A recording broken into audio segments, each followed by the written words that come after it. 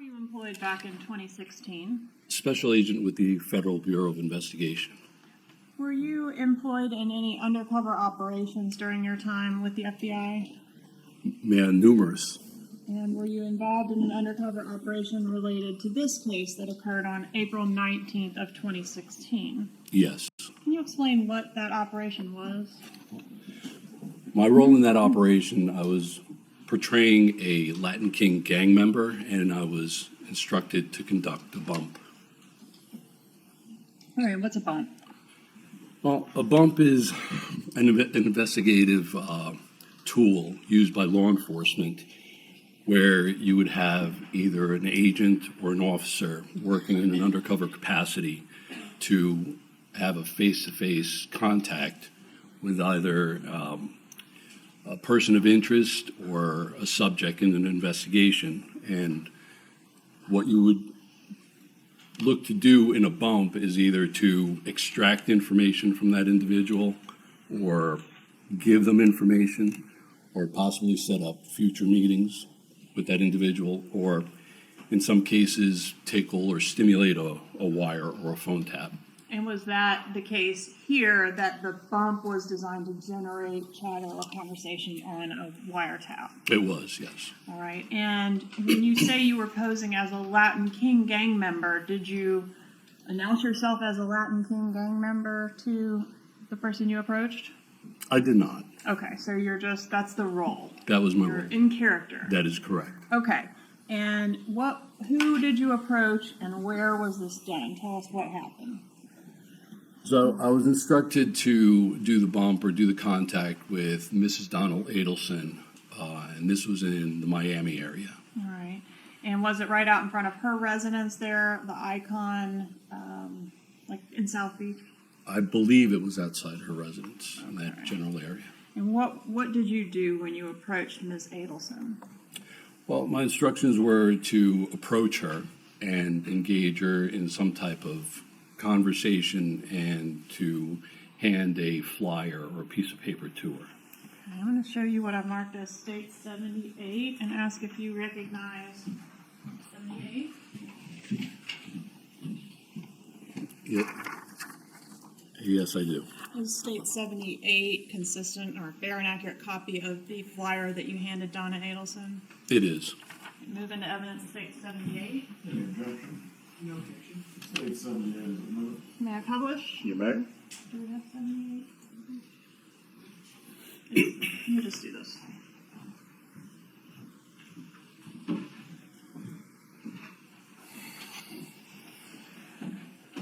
Alright, so we've got, this is just a news article related to the murder of Dan Markel.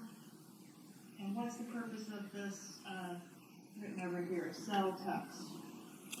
So the cell number right there is my undercover covert phone number, and the $5,000 was what was expected to be received from Mrs. Donna Adelson. Okay, so you hand her this piece of paper, and her instructions are to call this number, you want $5,000. That is correct. Gist of it? Pretty much, yes.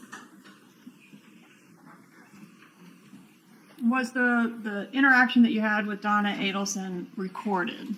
It was. How was it recorded? It was recorded both audio and video. All right, and is that something you're wearing or something that's done by a remote team of officers or both?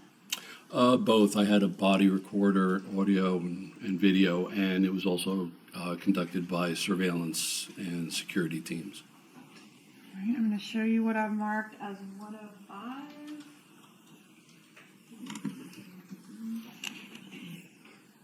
Have you had an opportunity to review State's Exhibit 105, which is the side-by-side of the image of what the camera captured that you were wearing, as well as the one from across the street? I have. All right, and that's got video and audio on it? That is correct. Does it fairly and accurately capture the interaction between yourself and Donna Adelson during the bump? It does. All right, move into evidence, State's Exhibit 105. Any objection? No objection. State 105 is admitted. And once this was concluded, did you maintain the cell phone that had that number ending in 6570 on your person and continue to be available to answer it if somebody called? To the best, yeah, the phone I maintained the phone, and because I was doing other casework, I would, be available the best I could be. Okay, so you have the phone with you, but you're not going to answer it if you're at your kid's school or on another operation. I mean, there's situations which might require you not to answer it. That is correct. Okay.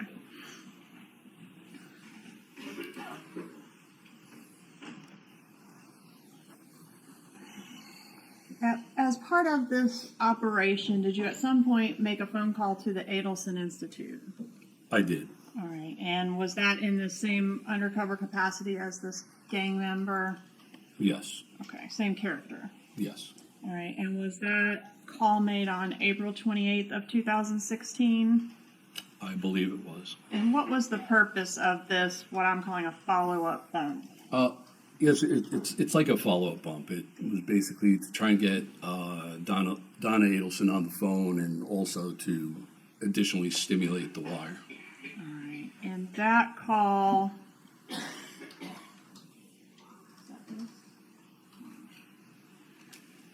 That call was recorded as well, correct? That is correct. Okay. And then is there an additional call bearing your voice, in this case, from Charlie Adelson to the Undercover? That is correct. Have you had a chance to review that call, which is contained on State's Exhibit 107, call FF? I have. And were you able to authenticate your voice in that call? Yes, I did. All right. And did you complete a call authentication log, which I've marked as State's Exhibit 128, initialing by the calls that bear your name? I have. All right. Judge, at this time I'd ask to introduce States 128. Any objection? No objection. States 128 is admitted. And Judge, I also failed to introduce the call authentication log pertaining to Ms. McBanawa, which I've marked as 127. I would move that one into evidence by stipulation at this time as well. 127 is admitted. May I have one moment, Your Honor? Go ahead.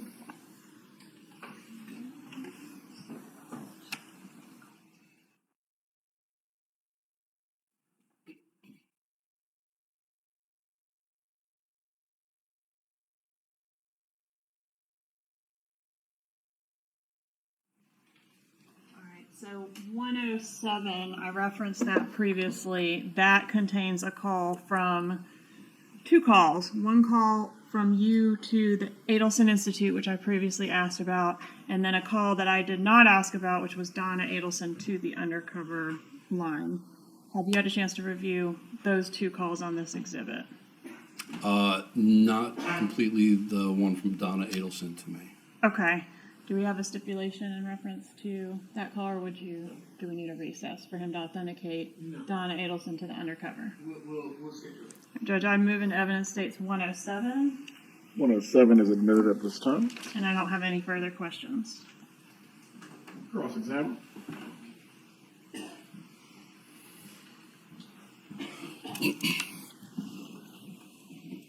Good morning, Special Agent. How are you? Retired. Congratulations. Thank you.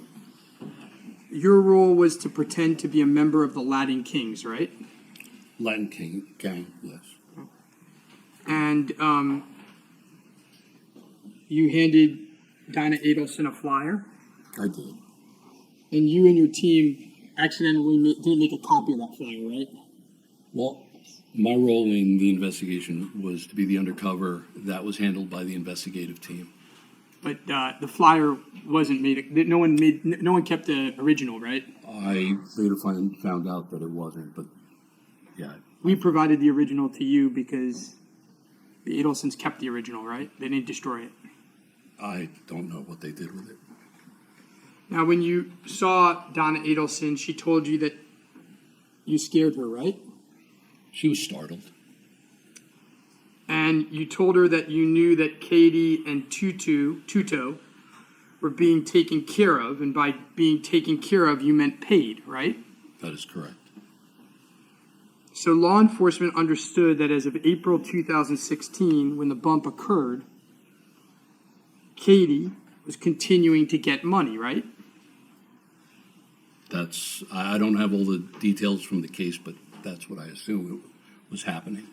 So if Catherine McVanoa came in here yesterday and said that she wasn't getting money in the months following, that would be inconsistent with what the bump was set up to be, right? Objection, using mischaracterization of the evidence. Sustained as to mischaracterization. You may re-ask the question if you can clean it up, Mr. Rushbaum. The whole point of the bump was you knew that Catherine McVanoa was getting paid, right, over time. That's what I was told to say to Mrs. Adelson. Now, during the bump, you told Miss Adelson, Donna Adelson, that you were the brother of someone who was incarcerated, right? That is correct. And that person needed to be paid as well, right? Taken care of, yes. And at the time that you did the bump, you knew that Luis Rivera was incarcerated, right? Correct. And the idea was to pretend to extort Donna Adelson by posing as a violent gang member, right? That is correct. Now, on April 28th, the bump was April 21, correct? I don't believe so. What day was it? I always get it confused. April I believe it's the 19th. 19th. You hope to spur some activity, right? After April 19th. That was the plan of the bump, right? Disperse, you mean disperse in what way? You hope that phone calls would happen and that someone would pay the money, right? That was the intention, to stimulate or tickle the wire. And no one paid the money, right? No, they didn't. So then 9 days later, you called the Adelson Institute, right? I don't remember the exact date that I called. Okay. I don't recall. Whenever you called, you identified yourself as Sammy. I believe so. And you spoke to someone. It was not Charlie Adelson, right? That is correct. Now, until this call that you made to the Adelson Institute, no one had called the undercover number, right? I don't believe so. Catherine McVanoa had not called the undercover number, right? No. Sigfredo Garcia had not called the undercover number, right? I don't recall if he did or not. Okay. Do you think that you ever spoke to Sigfredo Garcia? Oh, I know I didn't. Okay. Did Sigfredo Garcia ever leave you a voicemail? I understood that, well, I did miss a call from him.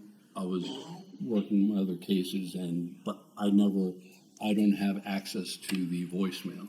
So I don't know if he left a call. Have you ever heard a voicemail from Sigfredo Garcia? I have not. Okay. Now, on the 28th, Charlie Adelson called the number, right? I know he did call me. I don't recall the date. Okay. And he called from his own phone, right?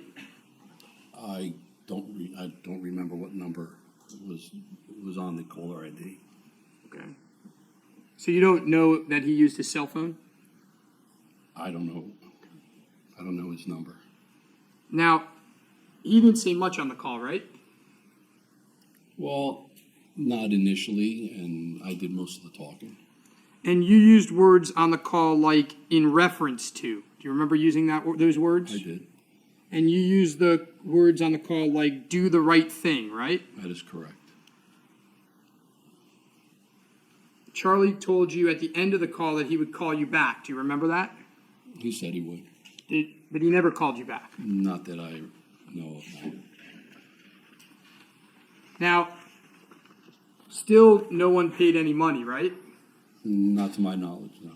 And so, and on the calls you were hearing that, well, strike that, Your Honor.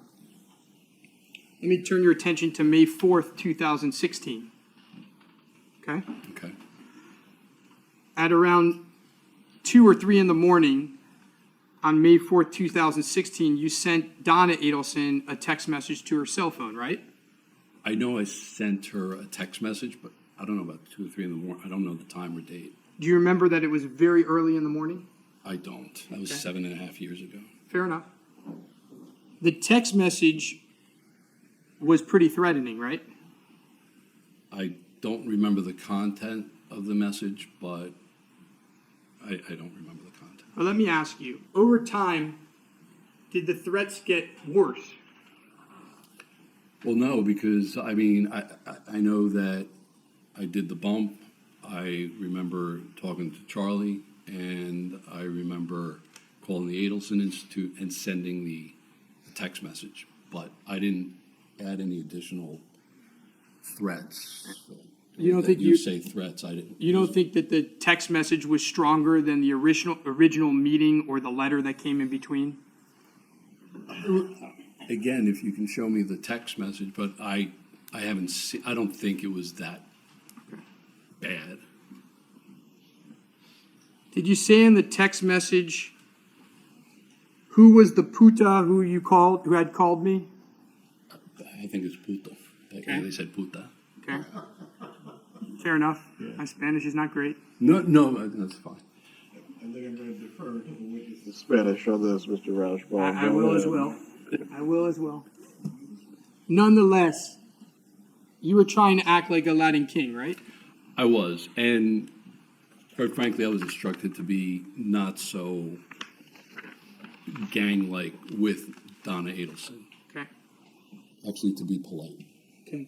On May 6, 2016, you received a voicemail from Donna Adelson at 11:30 in the morning, right? I don't recall. Do you remember getting a voicemail from her? Well, again, if I receive a call and I don't answer the phone, these voicemails are remote. They're not on my phone. I don't have access to it. The investigative team has access. Fair to enough. it. So you wouldn't remember trying to call her back a couple times after she... Fair enough. Just asking what you remember. Yeah, You don't recall calling her back a couple times, right? I don't, sir. And at some point, you spoke with her on that day, right? I believe I spoke with her. And I don't know about that day. you're aware now that she recorded the call, right? I have no idea. Okay. During that call, do you recall she told you that she didn't have anything, that she doesn't know what this has to do with her? Do you remember her saying that? I don't recall that conversation at all. She tells you that she didn't do anything and doesn't know anything? I don't recall that conversation. She tells you that there is a reward being offered, and that if you need money, you should go to the police. Do you recall her telling you that? Like I said, I don't recall any of that conversation.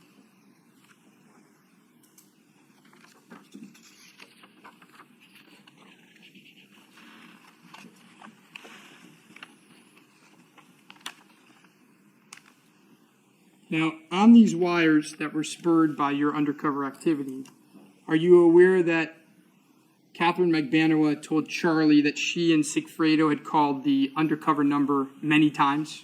No, sir. Are you aware that Catherine Magbanua told Charlie that they tried the number and it was a non-working number? No, sir.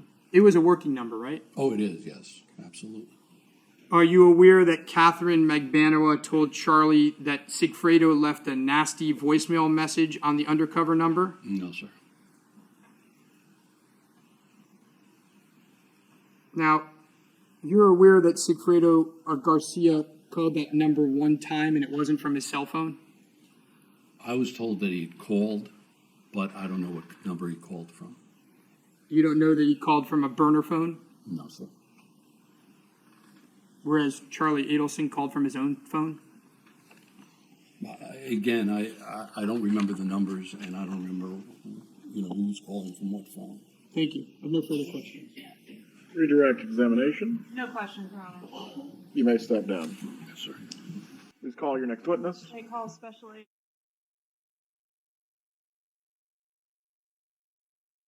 FBI How long have you been with the FBI? since 2014. Did you participate in an operation back on April 20th, 2016? Yes. And was that a surveillance involving the defendant in this case, Charlie Adelson? Yes. What was your involvement related to that operation?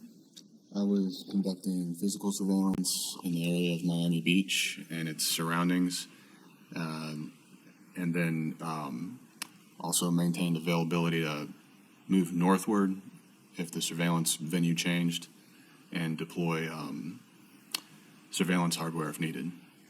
Okay, so originally there was an attempt to surveil a meeting between Donna Adelson and Charlie Adelson, and you were involved in that?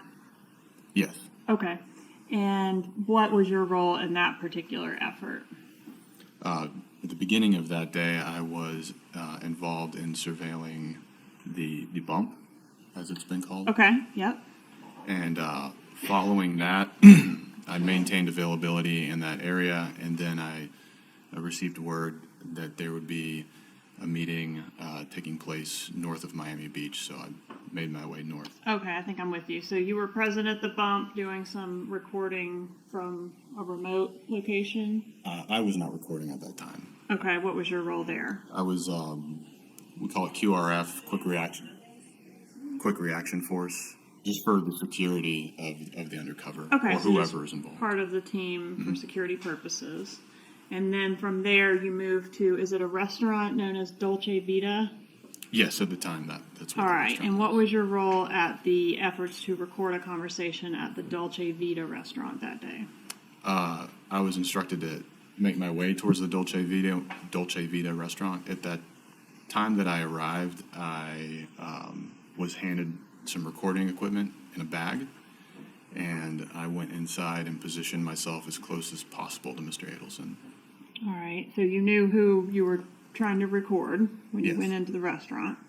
And was Mr. Adelson already inside the restaurant when you entered? I would have to think yes, but I don't recall exactly.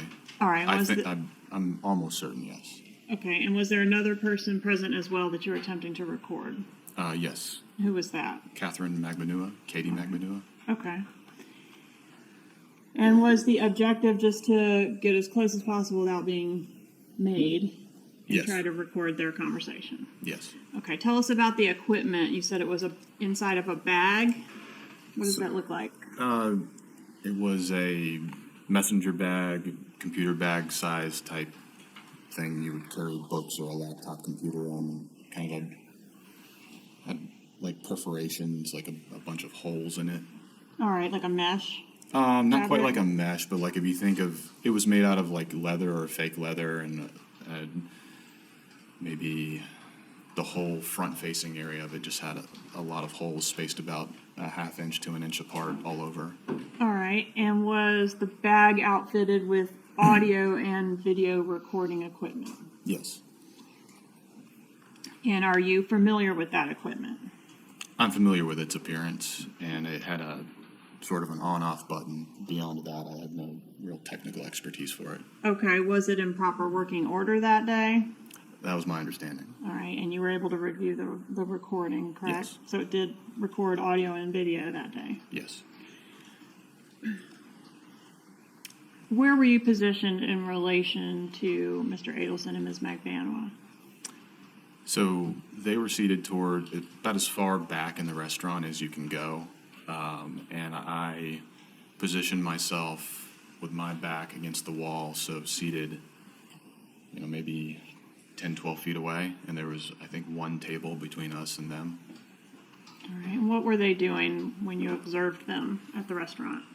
They were having a conversation.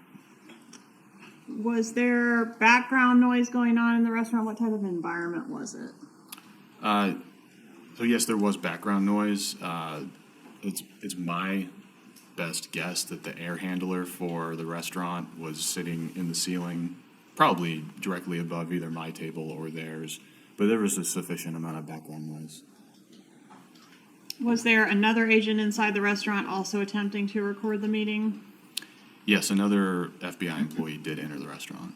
All right, and did he have similar equipment as to what you had? Yes, that's my understanding. Okay, and if you know, was the recording that you made more successful or the one that he made? I believe my recording was more successful. Okay.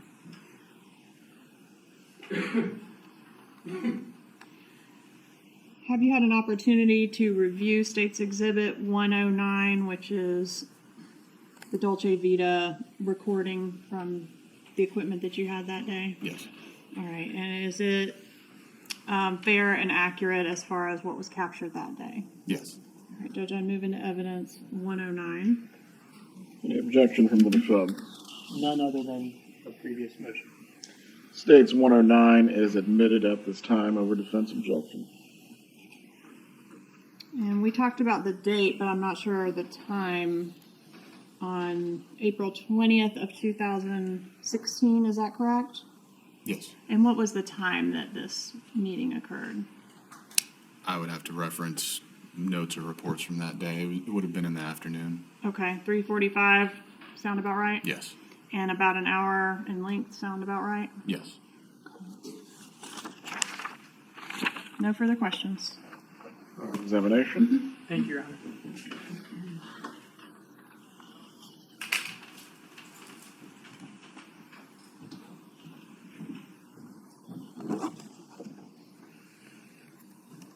Good afternoon. Good afternoon. So, by the time you got to the restaurant and started the recording device, Catherine McBanerwa and Charlie were already there and talking, right? That's what I recall. Yes. Okay. And you have no idea what they said before you got there, obviously, right? No. Okay. Did you see them speaking in the car for 15 minutes or so before entering the restaurant? I don't recall that. Several years ago, obviously, at this point. Fair enough. But you have no idea what, if anything, they spoke to each other about in a car before they got to the restaurant? Their conversation in a car, no, I would have no Okay. direct knowledge of that. The restaurant was pretty loud with a lot of background noise, right? I wouldn't say egregiously loud, but it had enough background noise that from the distance of me to you, you would not be fully capable of recognizing the content of a conversation. Fair to say you couldn't really hear much in terms of what they were saying to each other. Correct. And that was with you being just 8 to 10 feet away from them, right? Yes. I have no further questions, Your Honor. Redirect examination. No questions, Your Honor. Currently employed for a private investment firm. What about back in 2016? I worked for the City of Plantation Police Department. As part of your duties there, were you called upon to participate in a surveillance operation involving this defendant, Charles Adelson?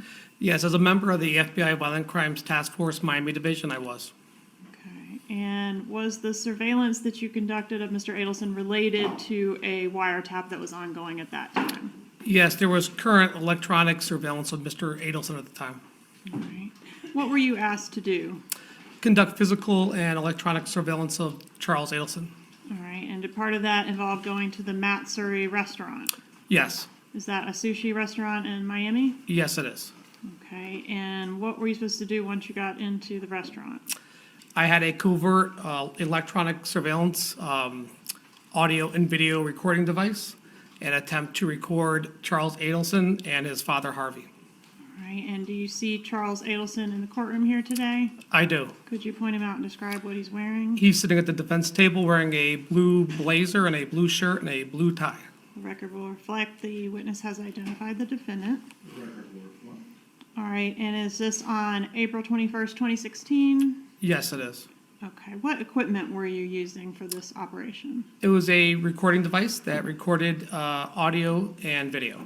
All right, can you describe the setup at the restaurant and where you were located in relation to Mr. Adelson? Harvey and Charles Adelson were sitting at the sushi bar. I took a position directly next to Harvey. Were you able to hear the conversation that they were having? No, Was the recorder closer to them than you were? it was right between myself and Harvey Adelson. Have you had an opportunity to review the recording that's captured on State's Exhibit 12? Yes, And is that a fair and accurate recording of the interception you made there at the Matt Surrey restaurant on the date in question? yes, it is. All right, and it's video and audio, is that right? That's correct. All right, let the record reflect the witness has initialed this exhibit, and I will, at this time, move it into evidence as State's Exhibit 112. Any objection? No objection. States 112 is admitted. No further questions. Cross-examination.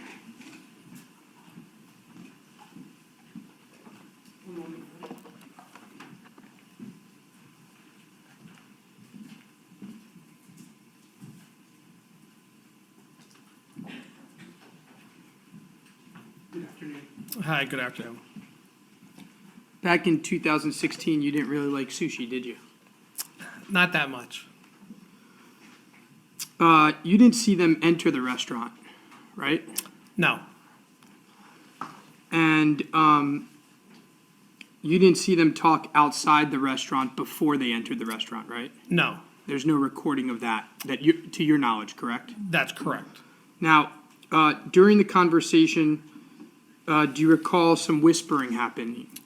Yes, And you couldn't hear what was whispered, right? that's correct. When they left the restaurant, could you see them talking in the parking lot? Yes, But there's no recording of what they were saying in the parking lot, right? that's correct.